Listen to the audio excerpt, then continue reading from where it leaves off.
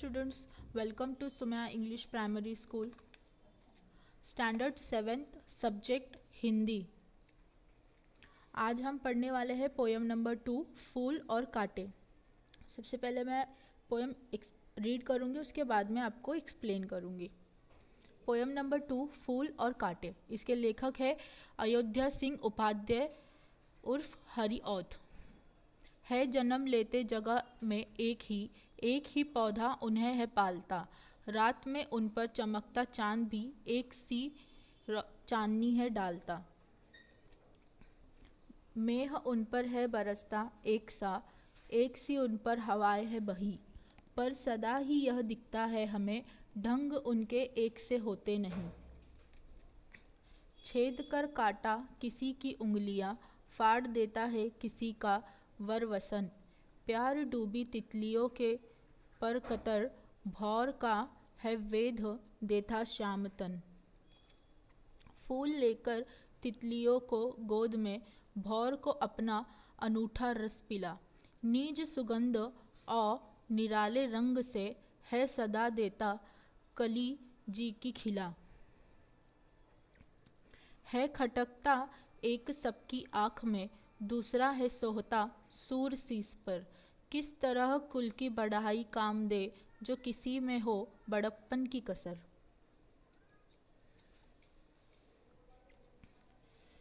है जन्म लेते जगह में एक ही पौधा उन्हें है पालता।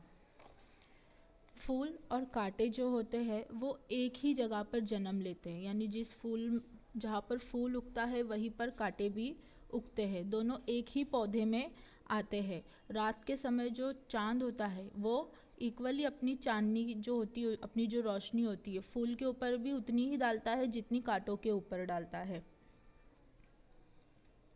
मेह उन पर है बरसता एक सी उन पर हवाएं है बही। मेह उन पर है एक सा बरसता। मेह यानी जो आकाश में जो बादल होते हैं वो एक सा ही बरसता है। जितनी बारिश फूलों के ऊपर उतनी होती है उतनी ही कांटों के ऊपर भी होती है। एक सी उन पर हवाएं है बही, और हवा भी जितनी कांटों को लहराती है उतना ही फूलों को भी लहराती है। पर सदा ही यह दिखता है हमें ढंग उनके एक से नहीं होते, लेकिन हमेशा ये हमें दिखाई देता है कि कितना भी इक्वली फूल और कांटे रहने के बावजूद उनका जो ढंग होता है वो एक जैसा नहीं होता है। छेद कर काटा किसी की उंगलियां, फाड़ देता है किसी का वरवसन। कांटा किसी भी उंगलियों को छेद कर घायल कर देता है। किसी के सुंदर कपड़े जो होते वस्त्र, वरवसन यानी जो वस्त्र होते कपड़े होते वो फाड़ देता है। प्यार डूबी तितलियों के पर कतर, भौर का है वेद देता श्यामतन। फूलों को आकर्षित करने वाली जो तितलियाँ होती है अगर वो उनके पास जाती है तो कांटा उनको जो होता है उनके पंखों को कतर देता है। भौरे के शरीर को भी छेद देता है यानी चुभ जाता है। फूल लेकर तितलियों को गोद में, भौर को अपना अनूठा रस पिला।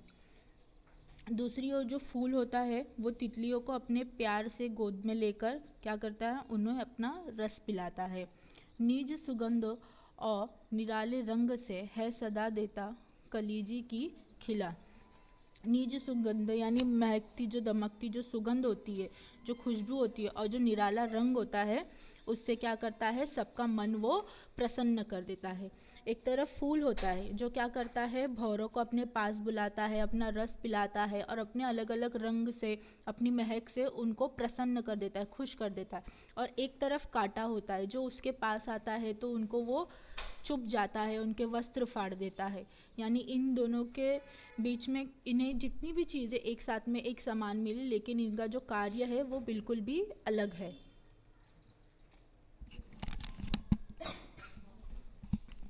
है खटकता एक सबकी आँख में, दूसरा है सोहता सुर शीस पर।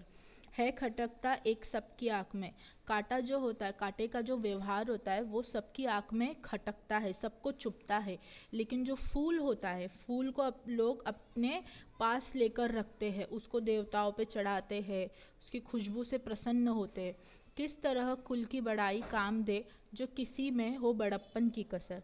किस तरह कुल की बड़ाई काम दे। यदि हमारे काम अच्छे हो तो हमारा कुल का जो जन्म होता है, जो अच्छा कुल में हमारा जो जन्म होता है वो भी हमारे काम नहीं आता। अगर हमारा काम बुरा है तो हमारे कितने भी उच्च कुल में जन्म हुआ हो लेकिन हमारी पहचान हमारे बुरे काम से ही की जाएगी। लेकिन अगर हमारा काम अच्छा है तो हमारे उच्च कुल की पहचान भी हमारे अच्छे काम से की जाएगी। इस तरीके से हमारा एक्सप्लेनेशन यहीं पर एंड होता है। Thank you.